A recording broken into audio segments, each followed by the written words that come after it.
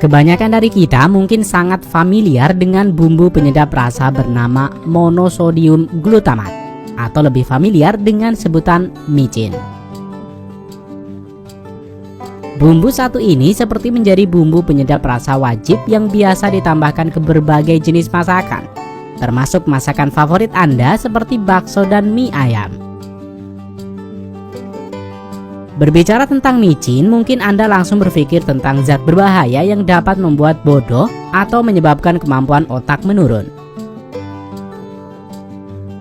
Perlu kalian tahu, kandungan glutamat dalam micin sebenarnya juga terdapat pada bahan makanan lain seperti susu, telur, daging, ikan, ayam, dan jamur, yang sebenarnya memiliki manfaat bagi metabolisme di usus dan digunakan sebagai sumber energi. WHO bahkan mengatakan MSG sebagai bahan penyedap tambahan yang aman untuk digunakan selama tidak melebihi ambang batas. Lalu, terbuat dari apa sebenarnya micin ini?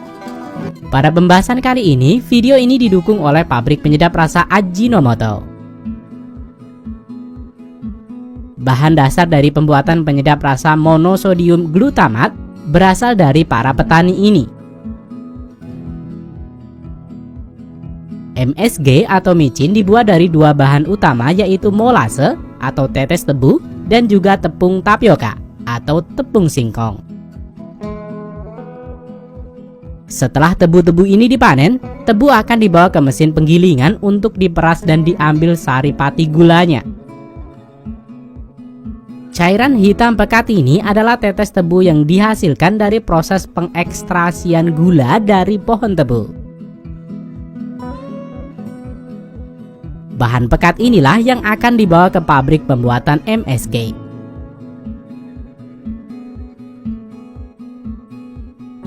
Sementara itu, hasil panen petani singkong akan dibawa ke pabrik pembuatan tepung tapioka untuk dihaluskan dan diambil pati dari tepung singkong. Di mesin ini, singkong akan dicuci, dikupas, dan dicincang terlebih dahulu. Yang kemudian singkong akan digiling halus dan pulp yang dihasilkan akan dicuci, dipintal, dan sampai campuran utamanya adalah pati dan air murni.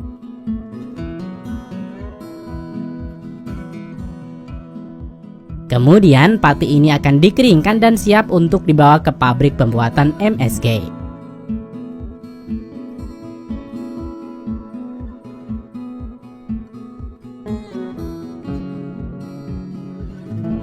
Selanjutnya di pabrik pembuatan MSG, ketika bahan baku ini tiba, pabrik selanjutnya akan melakukan proses pengolahan. Namun sebelumnya perlu kalian tahu, proses pembuatan monosodium glutamat dihasilkan dari proses fermentasi dengan mikroorganisme asam glutamat. Mikroorganisme jenis ini disebut juga mikroba fermentatif. Selain pada MSG, mikroba fermentatif juga digunakan pada produk susu yang dibuat menjadi keju dan yogurt dengan bantuan mikroorganisme Lactobacillus.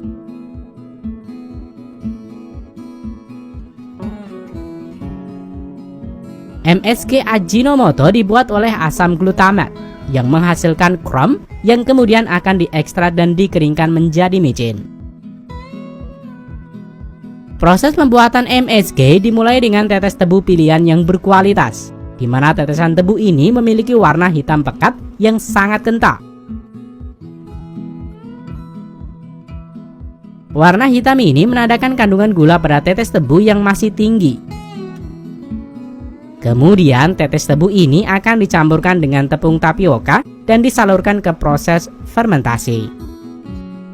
Fermentasi berlangsung dalam tangki seperti ini. Pertama, bahan dasar yang sudah tercampur disalurkan ke tangki fermentasi, dan kemudian mikroba fermentasi ditambahkan. Campuran ini akan diaduk selama sekitar 2 hari. Dalam tangki ini, mikroba fermentasi akan mengubah gula kompleks menjadi asam glutamat. Mikroba akan terus menghasilkan asam glutamat hingga gula kompleks hilang dari tangki fermentasi.